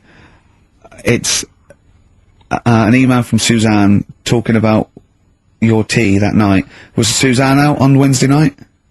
Was the, an England game or something? Yeah. So you were alone. You were home alone, were you, Wednesday night? Yeah. Did you enjoy your meal? Was it a quiche? Go on. Right. From Suzanne to Carl. Take the quiche and put it on the baking tray. Cook for 30 minutes on 190. Take lettuce and put on plate. Take 3 tomatoes, wash and chop into quarters. Place on lettuce. Take an avocado, chop in half. Remove the stone. Peel skin and slice. Place on salad. Put salt and pepper on and a dribble of olive and balsamic vinegar dressing. Right? In brackets, small bottle behind the cafetiere. Right, in case he's reaching for bleach. Yeah. That's it. You have to put everything else away, right? Then sprinkle a smidge of parmesan on top. Remove quiche from oven, cut into quarters, and put on plate. Eat. Oh, wow. Does she have to do that every single time? She's like... No, it's just that I'm not that good at cooking, right? And to be honest, that was a lot of hard work. I didn't bother warming it up. And I did without the avocado. Why? Too much messing about. He didn't even do that with instructions. It was too much. But yeah, I'm not that good at cooking. And Did you genuinely... That's not cooking though, is it, Carl? That's heating up a slicing. quiche. That's cooking it is making the quiche. Yeah, but I'm just. Could you have figured that out if she had left that note for you? Why did she have to tell you what the olive oil and balsamic vinegar was? Because I've put sort of cooking oil on my food once, and I said, it's a bit. It's ever since, right? Years ago. I'm gonna die. Years ago. Oh God, they're leaving Mr. Magoo at home. It was ever since I put sausages in the toaster. What do you mean? I nearly set the flat on fire. Because, do you know, like, when you're grilling food in a pan and all that? Yeah. Sort of sausages spit and it goes everywhere, doesn't it? And it makes everywhere greasy. So I thought, well, just want to warm them up. Yeah. Bung them in the toaster. Yeah. What happened? And she sort of caught... They got stuck and they sort of caught on fire, I imagine. She came in just as I was sort of plunging it, and might have came in from work. She said, what are you doing? I said, no, I'm in sausages. Well, the oven isn't on. I know, they're in here. What, you turn it off? Panicking and that. But I've never been into it. I've never been into cooking and that. At school and stuff, I didn't bother doing it. Oh, every time Suzanne comes home, she must think, please be the house still there. Yeah. Please not let me hear a fire engine as I come round this corner. Oh God, she comes and goes, oh God, thank God. I bet she's always happy to see you when she gets home and you haven't burned the place down or introduced some howler monkeys or something. You weren't speaking to Suzanne last week at this time because you said she had a haircut, probably quite an expensive haircut. She's a lady in media. She's got to look good. She probably doesn't go to the barber like you or just shave it at home. Probably spent quite a little bit of money on it. She came home. She thought, well, my sweetheart, my lover, my sweetheart, you know what I mean? The man in my life is gonna love this. Well, he adores everything about me. He's gonna love my hair. She walked in. Hello, Carl. Alright? You look like Dave Hill from Slade. Is what Hugh said to the poor woman. And then, talked about it on air. She was furious about that. So what did you do? Carl? She did listen, yeah. She wasn't happy. Did you hear you slagging her hair off? Yeah. What so this is probably annoying her now. Well, no, it doesn't matter. We can do a lot today because she's at work. So, and of course, no one's going to tell her. Let's have a chat about a fat arse, shall we? So, hold on. Oh dear. Oh dear. You are in so much trouble. That's... Look, he's realised he is a little bit worried. Oh, didn't you go and buy her a coat or something? Took her out on Sunday and treated her to a new coat and that. Yeah. But I offered, I said as well, I said I'd pay to have it done again. Oh no! Carl, you have... Oh God! Suzanne watched the film You've Got Mail tonight for about the 14th time. I don't think you could properly fancy someone without seeing them, unless you're blind. I think it's odd when blind people have affairs. Why is that odd? Just because most stuff is based on looks, innit? So you think once they've found someone, they're happy with them, stick with them. But no, it's not true. But I mean, most things are based on looks. What I mean is when you first like meet someone and that. Well, initially it's only looks because you don't know them. So that's what I'm saying. But that's a ridiculous thing to say, isn't it?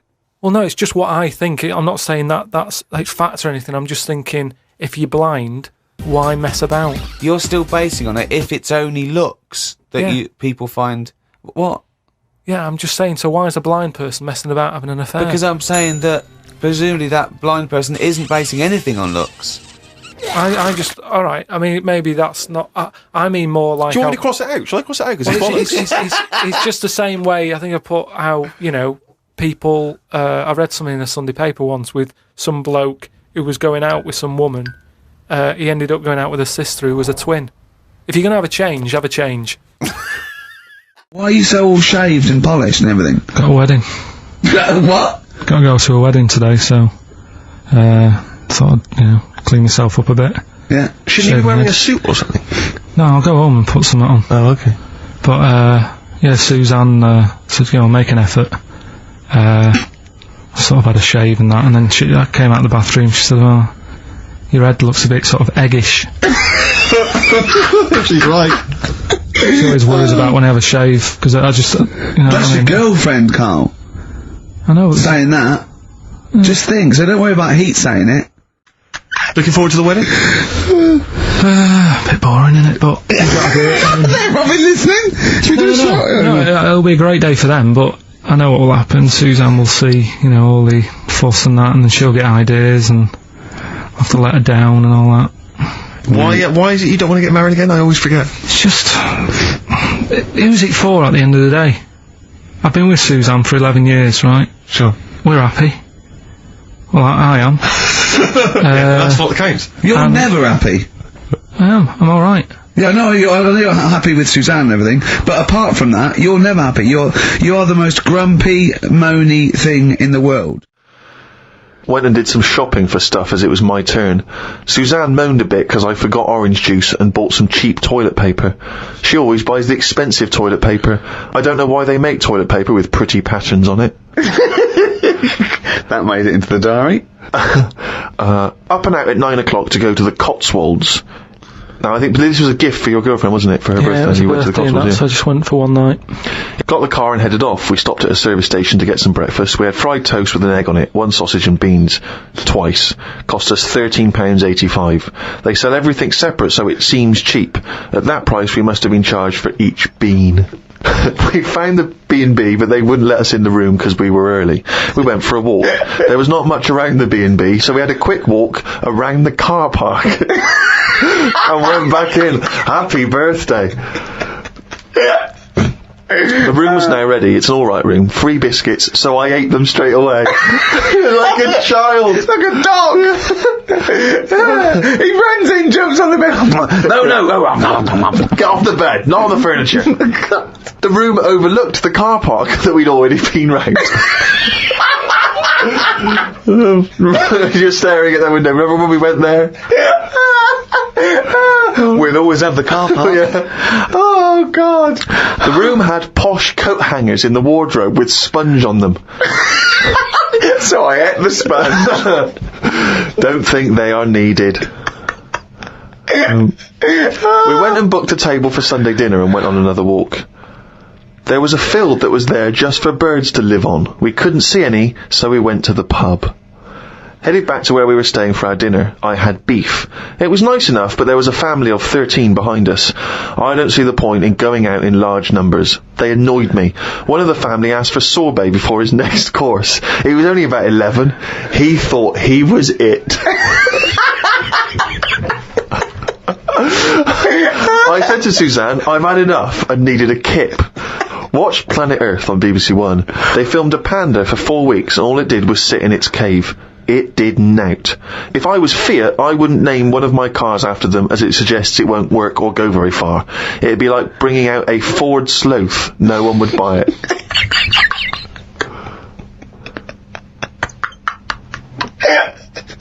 A Ford Sloth. I would love that ad campaign. Oh, that's amazing. Oh, God. The new Vauxhall Slug. We had a look around the local village. There wasn't much to it. We did the usual thing and had a look around the church graveyard to see how old the dead people are.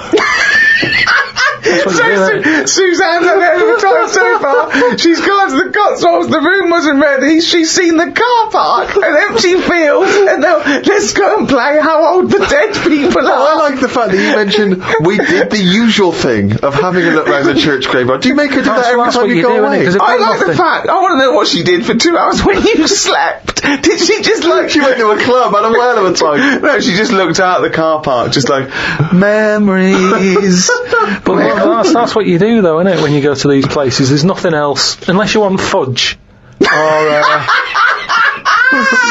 you walk round a church graveyard and have a look. There's nothing. We went home. It took 3 hours to drive back. People say they go to the country to see the wildlife. I saw rabbits, pheasants, and a fox on the way home. They were all dead in the road. Where'd you go on holiday? Sardinia. Good? Yeah, it's alright, yeah. Nice food and that, it's important, isn't it? Yeah. And nice beaches and what have you. Excellent. Always like a nice long beach to walk down. Yeah. But, so we're having a nice walk, right? You know, nudists do me head in. Sure. Right. Not a problem though, is it? It's not like being scared of spiders where they might jump out under the kitchen sink at you. You know what I mean? It's not a big problem having your head done in by nudists. Yeah, but it just annoys me. It sort of ruins the day a little bit. Because it makes me feel uncomfortable. Right. Take your clothes off if you feel uncomfortable. It's much more relaxing. Yeah, but... Well, anyway, right, so I'm walking along the beach, right? Lovely long beach, might be, you know, watching the sea, picking up shells and that. And what are you wearing? What's your natural beach club? When he says picking up shells, I imagine he's on all fours going, like that, you know what I mean, looking at things. Just like washing his nuts in the sea to get them tasty. Yeah, going into the sea and then kind of shaking himself and all the water flies off. Yeah. I've just got, you know, flip-flops on, pair of shorts, and like a little light shirt. Sure. So anyway, walking along, and Suzanne goes, "Oh look," right? And there's this woman, German, I think, coming out of the... How can you tell she was German? Underarm hair? I'll get to it. Forget the underarm hair. She came out, it looked like she was smuggling seaweed. I'm going to first! Oh, God! And the funny thing is, right, she, smuggling seaweed! Oh, God! She was a bit hairy down there, was she? Mental. I felt bad because I hadn't had a shave for 2 days, right? Looked at her, it was ridiculous. She might as well have kept her trunks on. It was just like she was wearing furry trunks, right? So anyway, so I'm walking along. Yeah, go on then. So Suzanne's like, "Oh, look," and I'm like, "Oh, not again," you know, because every time we go away, there always seems to be one of these. Is she by herself, this woman? Well, the weird thing was, she was with her husband, right, but he had shorts on, he was happy, right, but every time, like, because I walked past her, and he sort of ran off, because he's embarrassed. Do you know what I mean? There's nothing normal about it. What can he do? He can't go, "Alright, mate," because he knows it's odd, right? How old was he? Sorry, how old was she? It's hard to tell when someone hasn't got clothes on. Do you know what I mean? They always look older, don't they, when they haven't got clothes on anyway, but I'd say she was about 40, 41. Okay. Right. So I walked past, and the annoying thing is, she got there on a bike, right? No clothes on, little pair of boots next to the bike. So if you can wear boots, just pop some shorts on. Do you know what I mean? That takes more effort for me, putting boots on. But put the shorts on, right? So anyway, so the husband kept running off. I walked past, and I'm getting annoyed because I'm saying, well, we've got to walk past them again on the way back. I like the fact they're scuttling away when Carl walks past. Like when you lift up a bit of sort of iron sheeting in the woods and loads of mice run away. Yeah. It's like whenever Carl goes, that nudists run away. Yeah. Oh, right, okay. So we sort of come walking back and what have you, and you know, I have another look and what have you, and he runs off again. Why are you another look if it offends you so much? Oh, you might as well just have a look, you know what I mean, if she's putting it on show and what have you. But the interesting thing was, I just wondered whether the husband...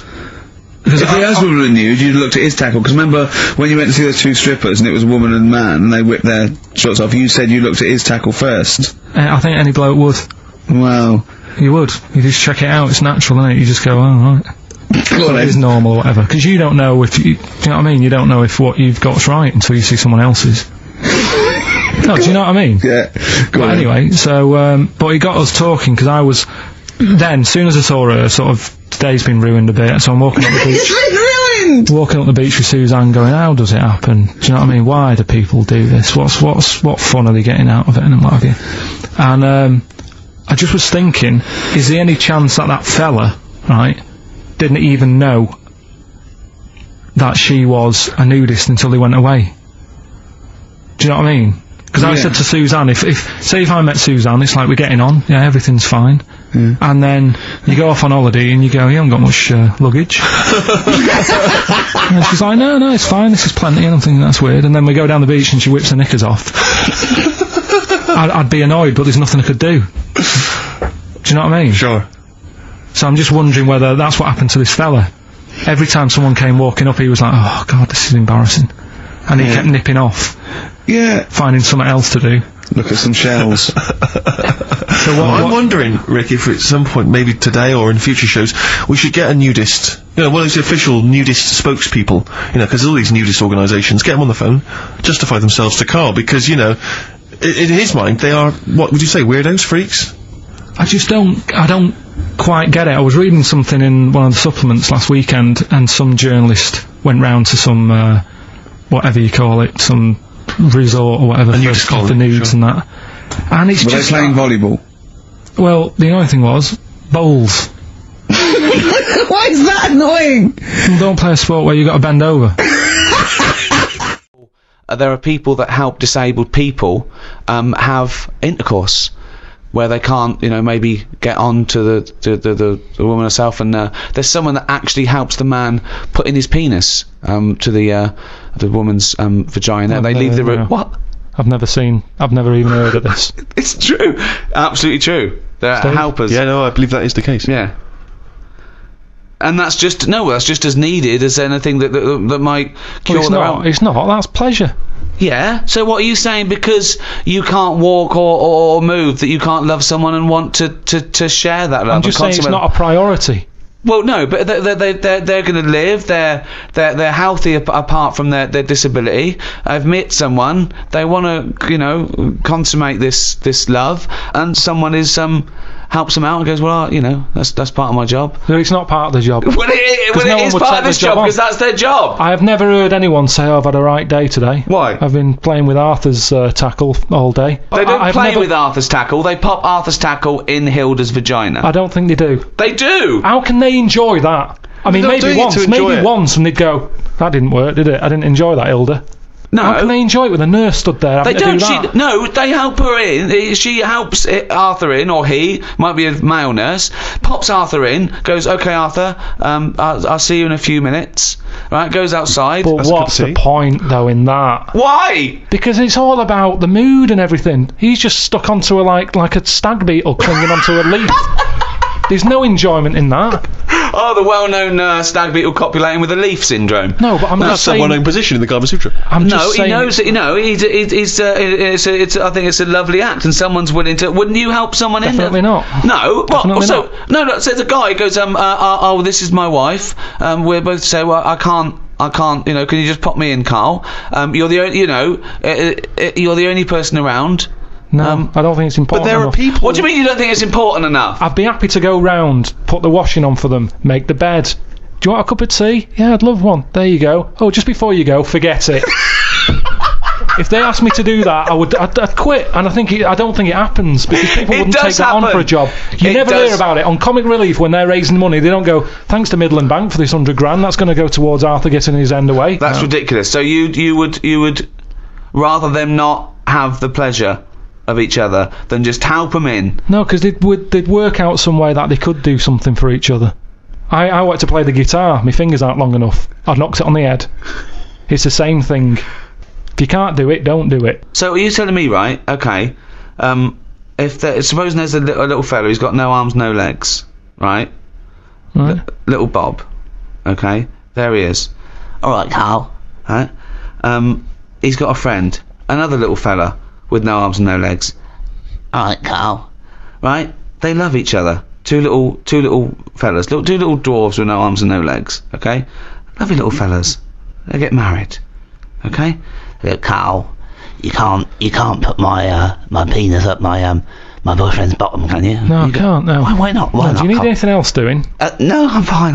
Yeah. No, it's weird how you can manage everything else. Well, no. I'm here to help you. Everything else seems to be sorted. Well, just in the chair. Why do you need help in this department? Well, because he's over there and I'm here, and if you just pop me in and just leave. No, I'm not doing that. It's not good for you. You've lost your arms and legs. You'll be losing that soon if you carry on sticking it up there.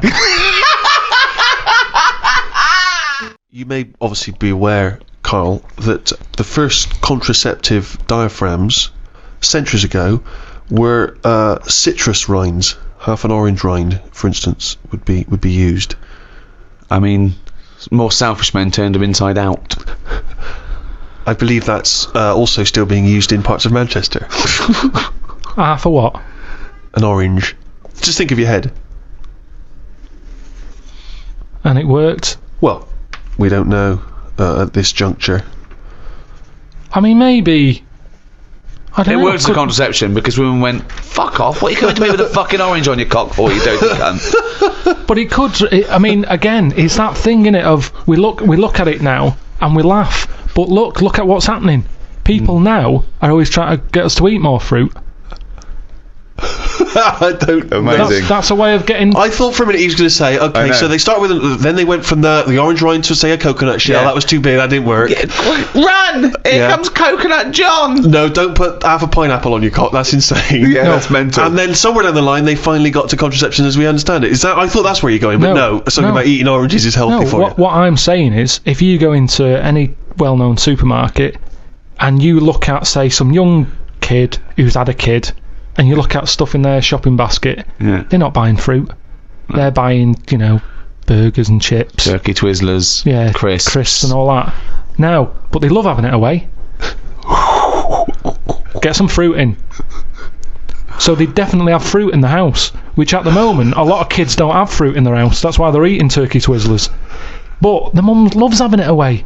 So she would have loads of fruit in. So everyone's happy. If she was using an orange for contraception, she would also be giving the kids. Well, you wouldn't waste so half it. the orange she'd give to the kids, and half the orange she'd stick up her fanny. Yeah, a treat for everyone. Have a bit of fruit, and she's got what she wants. Whereas at the moment, what happens?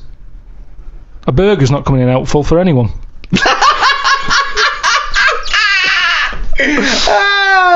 If you want me tonight, pop a sesame seed bone on your cock.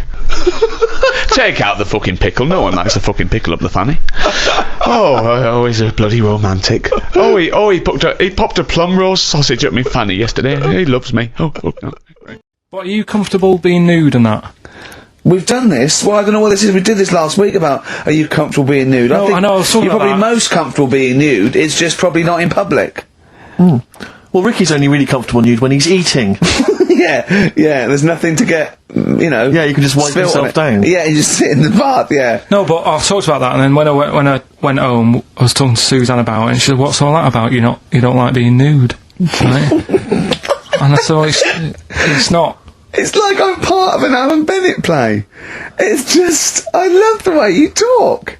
Remember once, right? I don't know if I should talk about this really, but Well, that means you should. So go on. Go on. oh yeah, right. We went to Tenerife, right, one year, and I was still living in Manchester. I'm scared now. Yeah, that I don't know I'm what's actually No, I'm scared. I'm thinking about Suzanne, but she's Well, working. I don't want to know anything about Suzanne, Come to on, be no, honest. but If come on, it go on. involves me more. Let's Go hear on, the story. go But on. I'm just explaining to you that I don't like being nude. Yeah. Go on. So you're in Tenerife. In Tenerife, right? Didn't have much money. Stayed in this apartment that wasn't that nice, right? Had cockroaches in it and stuff, right? Yeah. Didn't have much money to go out at night. So we're in this sort of death trap of an apartment, right? Anyway, so when I was younger, right, had a bit more energy. So Sounds like He's he's 30. 80, I know. so start having it away a bit. It's a joy. Beautiful. It's so gone, yeah. I've been here to work. I love it. Go on. Right, so doing what I do, right? Yeah. Someone starts banging on the door. So Suzanne Everyone's says, at it. Right. So you mean knocking on the door? Right. Okay. knocking on the door, right? So Suzanne said, "You better get it." So I said, "Oh, I can't get it now, can I? I'll have to wait a bit." Right.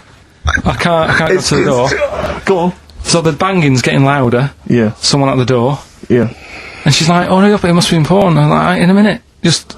So anyway, I don't want to know anymore. No, come on, finish the story. Open the door. It's a fireman. So I just stick my head round, and he's going, "You'll have to get out. The building's on fire." Right? So I'm like, "In a minute." Sorry, you weren't still having sex at this point? No, but, Right. still sort of got to wait a minute, or I can't get my pants on. Oh, Carl, I wish I'm so sorry. Right, go on. To this So now So the place is burning down. So it could be a serious big fire going on. Yeah. I'm sort of waiting. You can hear people sort of screaming and that, panicking. Is that because the door's open and you're nude? The fireman's saying, "Will you get out? Will you get out?" I'm saying, "In a minute."